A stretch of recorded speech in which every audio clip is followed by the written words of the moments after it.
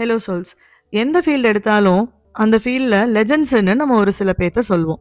Rajinikanth, Sachin Tendulkar, Steve Jobs, Jordan, Viswanathan ஆனந்த்னு ஒவ்வொரு ஃபீல்டுக்கும் ஒரு லிஸ்ட் இருக்கும். இவங்களை தவிர அந்த ஃபீல்டில் டாப் பர்ஃபார்மர்ஸே இல்லையான்னு கேட்டால் கண்டிப்பாக அது கிடையாது. ஒரு பர்டிகுலர் டைம் பீரியடில் மட்டும் டாப் பர்ஃபார்மராக இல்லாமல் அந்த ஃபீல்டில் பல வருஷமாக டாமினேட் பண்ணி அதில் தொடர்ந்து முன்னிலையும் வகிச்சிருப்பாங்க. என் லைஃப்பும் இப்படி அமையணும்னா நான் என்ன பண்ணணுங்கிற கேள்வி உங்களுக்கு இருந்தா இந்த book the mindset psychology for success உங்களுக்கானது. இந்த புக்கோட ஆத்தர் கெரோலஸ் டுவெக். எப்படி ஒருத்தரோட மனநிலை அவங்க லைஃப்ல பணம், உறவுகள், பேஷன், ஹெல்த், படிப்பு, தொழிலுன்னு எந்த ஆஸ்பெக்ட் எடுத்தாலும் அதுல சந்தோஷம், சக்சஸ் மற்றும் நிம்மதியை முடிவு பண்ணும் அப்படிங்கிறத இந்த புக்ல சொல்லியிருக்காங்க. மனுஷங்களுக்கு பேசிக்கா 2 மைண்ட் செட்டுங்க. ஒன்று ஃபிக்ஸ்டு, இன்னொன்று growth. ஒரு ஸ்டூடெண்ட் மேத்ஸில் கம்மி மார்க் எடுக்கிறான்னா இனிமேல் எனக்கு மேக்ஸே வராது அப்படின்னு ஒடிஞ்சு போகிறது ஃபிக்ஸ்டு மைண்ட் செட். இல்லை, அடுத்த தடவை வேற ஒரு மெத்தடில் நான் படிக்க ஆரம்பிப்பேங்கிறது growth மைண்ட் செட். நம்ம நிறைய பேர் ஒரு சில விஷயம் சொல்லி கேள்விப்பட்டிருப்போம். இந்த பையன் டேலண்டடாக இருக்கான், கண்டிப்பாக நல்லா வந்துடுவான். அவனுக்கு டேலண்டே கிடையாது, அவன்லாம் வாழ்க்கையில் மேலே வரவே மாட்டான் அப்படிங்கிறது. உண்மையிலேயே டேலண்ட் அப்படிங்கிறது பிறப்பிலேயே நம்மளோட வர ஒரு விஷயம் கிடையாதுங்க. நம்ம போடுற எஃபர்ட்டு, எந்த மாதிரி ஸ்ட்ராட்டஜி யூஸ் பண்ணும், தொடர்ந்து அதை நோக்கி நம்ம போய்கிட்டு இருக்கோமா அப்படிங்கிறதெல்லாம் வச்சுதான் டேலண்ட் வளரும்னு சொல்கிறாங்க. இதுதான் பேசிக்காக ஃபிக்ஸ்டு மைண்ட் செட்டுக்கும் growth மைண்ட் செட்டுக்கும் இருக்கிற வித்தியாசம். அதே போல் நம்ம என்ன பண்ணுறோமோ அது நம்மளுடைய இயல்பாகுது. அதை வச்சு தான் நம்ம யாருங்கிறதையும் நம்ம முடிவு பண்ணுறோம்.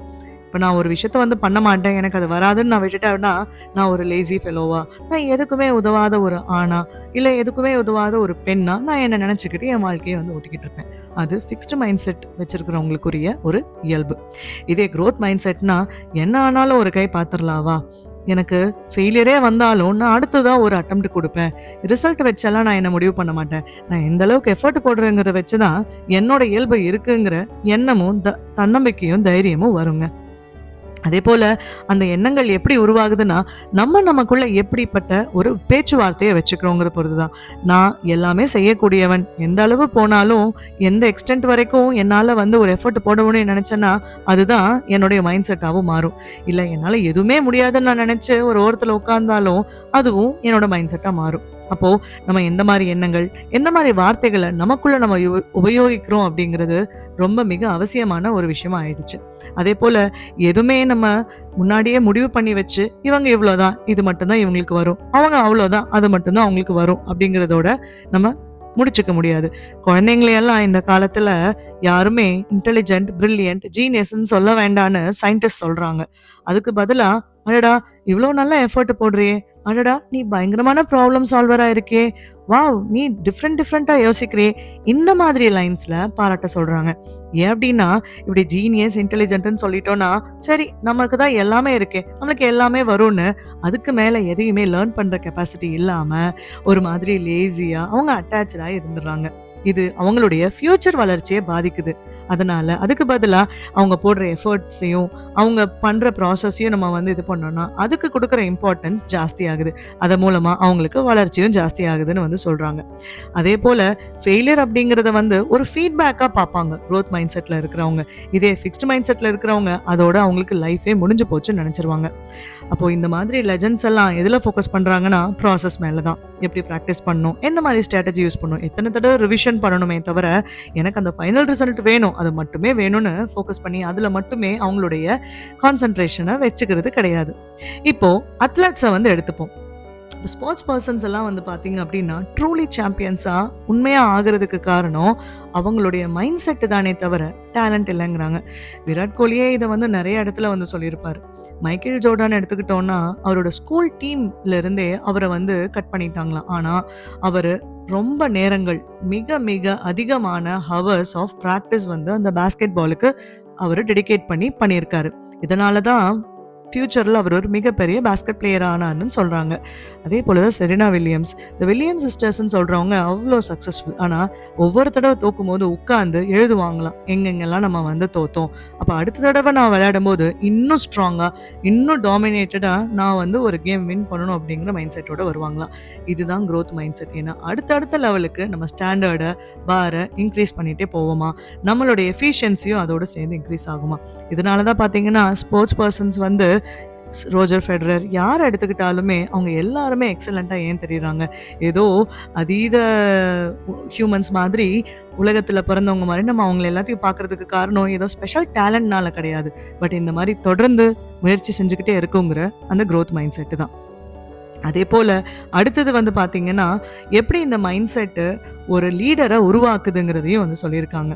ஒரு ஃபிக்ஸ்டு மைண்ட் செட் இருக்கிற லீடர் பார்த்தீங்கன்னா, டீம்ல இருந்தோ இல்ல அவங்க ஆர்கனைசேஷன்ல இருந்தோ ஒரு கிரிட்டிசிசம் வருதுன்னா, ஐயோ என்னோட லீடர்ஷிப்புக்கு ஒரு சேலஞ்ச் வந்துருச்சு, என் வேலைக்கு ஒரு சேலஞ்ச் வந்துருச்சு அப்படிங்கிற மாதிரி பயப்படுவாங்க. ஆனா இதுவே growth மைண்ட் செட்ல இருக்கிறவங்க அதை ஒரு கன்ஸ்ட்ரக்டிவான முறையில் எடுத்துக்கிட்டு, சரி வாங்க இன்னும் பெட்டரா எப்படி நம்ம வந்து பண்ணுவோம், நம்ம டீமை எப்படி இம்ப்ரூவ் பண்ணுவோம், இன்னும் பெட்டரா இன்னோவேஷன் எப்படி வந்து பண்ணுவோம், கூட சேர்ந்து எப்படியெல்லாம் வந்து நம்ம கொலாபரேட் பண்ணி வேலை செஞ்சா நம்மளுக்கு பெட்டர் ரிசல்ட்ஸ் கிடைக்கும். இப்போ சத்யா நாடெல்லா பார்த்தீங்கன்னா மைக்ரோசாஃப்ட்டை அப்படிதான் வந்து டிரான்ஸ்ஃபார்ம் பண்ணதா வந்து சொல்றாங்க.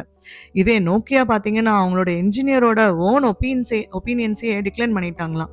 ஆனா கூகுள்ல எம்ப்ளாயீஸோடைய சைக்காலஜிக்கல் சேஃப்டிக்கும் அவங்களுடைய ஐடியாஸுக்கும் ரொம்ப இம்பார்ட்டன்ஸ் கொடுக்கறதா வந்து சொல்றாங்க.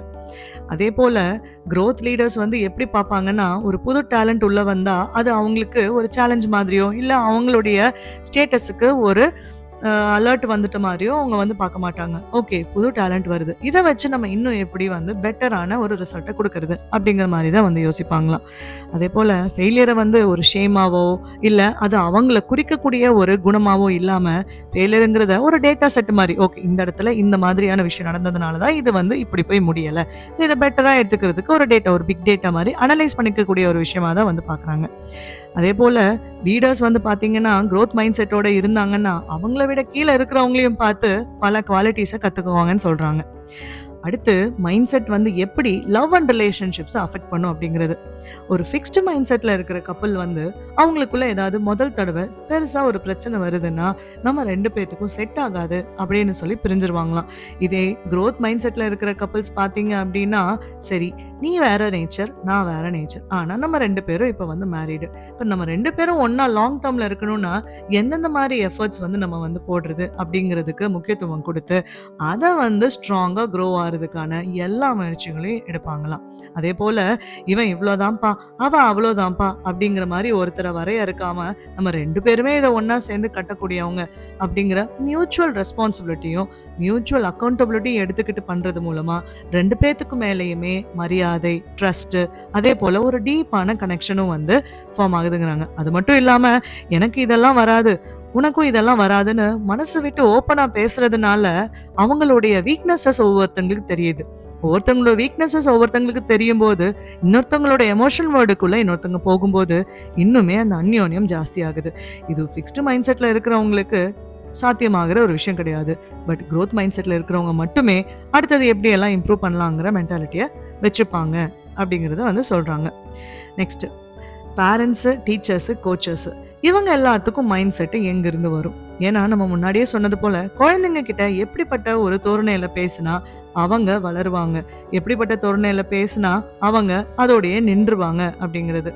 நீ மேக்ஸ் சூப்பராக பண்ணுறியே அப்படிங்கிறது சொல்லலாமே தவிர நீ மேத்தில் ஒரு சூப்பர் ஸ்டார் அப்படின்னு சொல்கிறத அவாய்ட் பண்ணுங்கிறாங்க.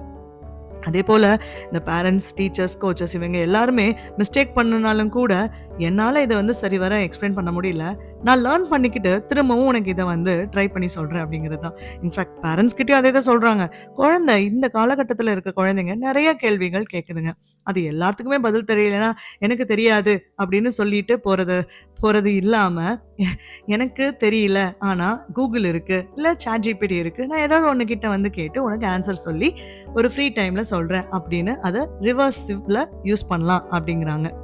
ஸோ இந்த மாதிரி மைண்ட் செட்ஸ் வந்து எப்படியெல்லாம் நம்மளை இன்ஃப்ளூயன்ஸ் பண்ணுங்கிறது இது வரைக்கும் சொன்னாங்க. பட் இப்போது மைண்ட் செட்ஸ் வந்து எப்படி ஒவ்வொரு ஆஸ்பெக்ட் ஆஃப் லைஃப்லேயும் ஃபிக்ஸ்டாகவும் க்ரோத்தாகவும் இருந்தால் டிஃப்ரென்சஸ் தெரியும்னு பார்த்தோம்.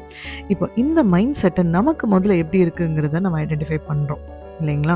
ஸோ ஃபஸ்ட்டு நீங்கள் ஃபிக்ஸ்டு மைண்ட் செட்டில் இருக்கீங்கன்னா உங்களால் எப்போவுமே அதை ஒரு growth மைண்ட் செட்டை மாற்றிக்க முடியும். நம்ம மூளையில் நியூரோபிளாஸ்டிசிட்டின்னு சொல்லக்கூடிய ஒரு குவாலிட்டி இருக்கிறதா ரீசன்ட் டைம்ஸில் நிறைய இடத்துல கேள்விப்படுறோம்.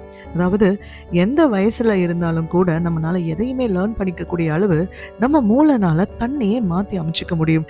புது புது பாத்வேஸ் க்ரியேட் பண்ணிக்கிட்டு நம்மனால வந்து எஃபிஷியண்ட்டாக எந்த வேலையும் செய்ய முடியும் அப்படிங்கிறது தான். இப்போது இந்த growth mind set fixed mind settle இருக்கும்போது உங்களுக்கு இங்கிலீஷ் வரல அப்படிங்கிற ஒரு மென்டாலிட்டியில் நம்ம இருக்கோம் அப்படின்னா, இங்கிலீஷை நான் எப்போ வேணால் கற்றுக்க முடியும். எப்படி? டெய்லியும் ப்ராக்டிஸ் பண்ணி சில மாதங்கள்லேயே என்னால் அதில் எக்ஸலன்சி வாங்க முடியும். அந்த மாதிரி. அதே போல் எங்கெங்கெல்லாம் ஃபிக்ஸ்டு மைண்ட் செட்டு ட்ரிகர் வருது அப்படிங்கிறத வந்து பார்க்கணும். இப்போது நம்மளை யாராவது எங்கேயாவது கிரிட்டிசைஸ் பண்ணாங்கன்னா, ஓ நம்ம அந்த இடத்துல தப்பு பண்ணியிருக்கோம், ஆமாம் நம்ம மேலே தான் தப்பு இருக்குது அப்படிங்கிறத உணர்ந்து யாருமே வந்து ரெஸ்பாண்ட் பண்ண மாட்டோம். உடனுக்குடனே இல்லை நீ என்ன அப்படி சொல்லலாம், நான் அப்படியெல்லாம் பண்ணலை அப்படின்னு அந்த டிஃபென்சிவ் மோடுக்கு தான் வந்து போகும். இப்போது அந்த இடத்துல உங்களுக்கு மைண்ட் செட் ட்ரிகர் ஆகுதுங்கிறத உங்களால் உணர முடியும். உங்களுக்கு ஆல்ரெடி ஃபிக்ஸ்டு மைண்ட் செட் இருக்குன்னா இந்த மாதிரியான சில ஸ்டெப்ஸ் மூலமாக அந்த மைண்ட் செட்டை க்ரோத் மைண்ட் செட்டாக மாற்ற முடியும். ஆனால் அதுக்கு கான்க்ரீட்டான கன்சிஸ்டண்ட்டான ஸ்டெப்ஸை நம்ம தொடர்ந்து எடுத்து வந்துக்கிட்டே இருக்கணும். ஃபார் எக்ஸாம்பிள், ஒரு நாளைக்கு 15 நிமிஷம் நீங்கள் ஒரு புது ஸ்கில்லை வந்து கற்றுக்கிறதுக்கு முற்படலாம். அது இனிஷியலாக உங்களுக்கு கஷ்டமாக இருந்தாலும் உங்களை அதை ஒரு கான்ஃபிடென்ட் லேர்னராக கொஞ்ச நாள்லேயே வந்து மாற்றிடும். அதே போல் நீங்கள் இம்ப்ரூவ் ஆகிட்டு இருக்கீங்களா இல்லையாங்கிறத நீங்கள் ஃபீட்பேக்காக கேட்கலாம். அவங்க அது கிரிட்டிசிசமாக சொன்னாலும் கூட சரி இது ஃபீட்பேக் தானே தவிர மொத்தமாக அது ஒரு ஃபெயிலியர் கிடையாதுன்னு தெரிஞ்சுக்கிட்டு உங்கள் மைண்ட் செட்டை அந்த டைமில் ஓகே இது க்ரோத்துக்கான ஒரு ஆப்பர்ச்சுனிட்டி எனக்கு கொடுக்குதுங்கிற மாதிரி நீங்கள் மாற்றி அனுப்பிச்சிக்கலாம். ஸோ இதுக்கும் வந்து நீங்கள் நிறையா செல்ஃப் டாக்கை யூஸ் பண்ணலாம்.